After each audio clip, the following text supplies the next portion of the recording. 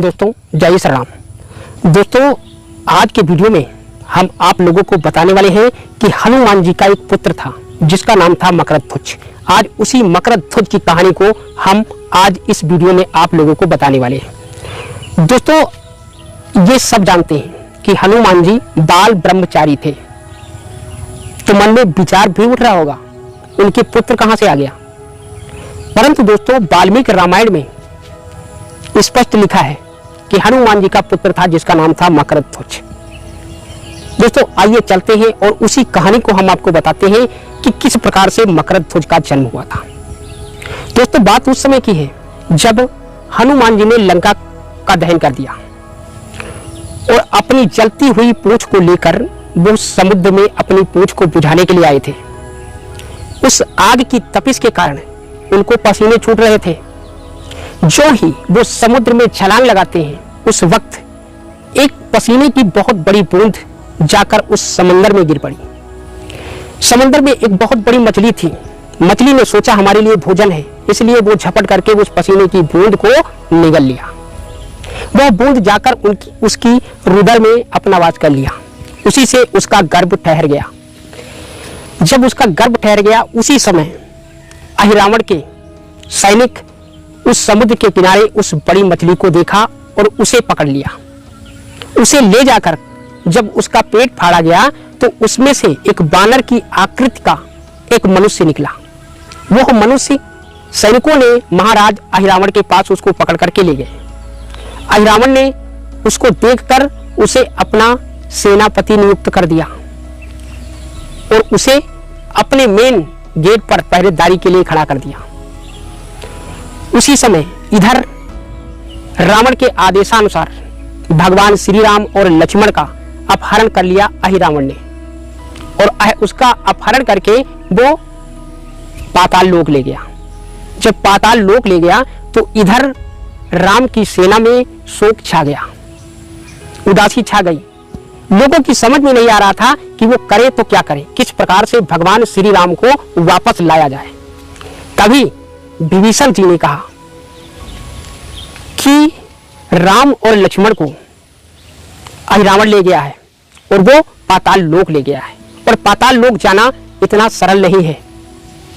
वहां जाकर के ही श्री राम और लक्ष्मण को छुड़ाया जा सकता है। यह सुनकर हनुमान जी ने यह निश्चय कर लिया कि हम अपने प्रभु श्री राम और भ्राता लक्ष्मण को छुड़ा करके लाएंगे। वो पाताल लोक चले गए। पाताल लोक जब पहुंचते हैं तो उस गेट पर देखते हैं कि उन्हीं के जैसा दिखने वाला एक बानर गेट पर पहरेदारी कर रहा है। हनुमान जी ने उससे उसका परिचय पूछा। तब मकरध्वज ने बताया कि मैं पवन पुत्र हनुमान का पुत्र मकरध्वज हूं। इस बात को सुनकर हनुमान जी को बहुत क्रोध आया। वो क्रोध से आग बबूला हो गए। उन्होंने कहा, अरे दुष्ट, मैं बाल ब्रह्मचारी हूं, मेरा पुत्र कैसे हो सकता है तू। जब इतना सुना तो मकरध्वज हनुमान जी के चरणों में गिर पड़ा, उनके चरण पकड़ लिए और कहा, हे पिताजी, हम आपके पुत्र ही हैं। उसने अपने जन्म की संपूर्ण कथा सुना डाली। उस कथा को सुनकर हनुमान जी को विश्वास हो गया कि मकरध्वज मेरा पुत्र है। परंतु हनुमान जी ने कहा, यह सब बात की बात है। इस समय हम अपने प्रभु श्री राम को छुड़ाने आए हैं, जिसे तुम्हारा स्वामी अहिरावण अपहरण करके लाया है। इसलिए आप रास्ते से हट जाओ, मुझे अंदर जाने दो। मकरध्वज ने कहा कि पिताश्री, मैं मानता हूं कि तुम मेरे पिता हो, परंतु तुम अपने स्वामी को लेने आए हो और हम अपने स्वामी की रक्षा के लिए यहाँ पहरेदारी पे खड़ा हूं, इसलिए आप अंदर नहीं जा सकते हो। हनुमान जी ने उसे तरह तरह से समझाया, हर प्रकार से प्रयत्न किया, परंतु मकरध्वज नहीं माना। अंत में पुत्र और पिता में संघर्ष होने लगा। जब पुत्र और पिता में संघर्ष होने लगा तो हनुमान जी ने अपनी पूंछ को बढ़ा करके और मकरध्वज को अपनी पूंछ में लपेट करके और अंदर प्रवेश कर गए। अंदर देखते हैं कि एक देवी का मंदिर था। वहीं पर भगवान श्री राम लेटे हुए थे और वही मंदिर में उनकी बलि देने वाला था अहिरावण। जो ही मंदिर के सामने गए तो माता देवी माँ वह मंदिर छोड़कर अपने धाम को चली गई। हनुमान जी को देखकर हनुमान जी ने उसी मूर्ति में अपना वास कर लिया।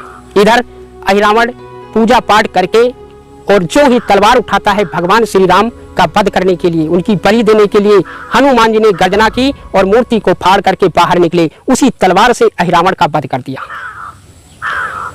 प्रभु श्री राम को और लक्ष्मण को बंधन से मुक्त कर दिया। तब प्रभु श्री राम ने पूछा कि हे पवन पुत्र, ये तुम्हारी पूंछ में तुम्हारे जैसा कौन बंधा हुआ है? हनुमान जी ने सारी कथा सुना दी।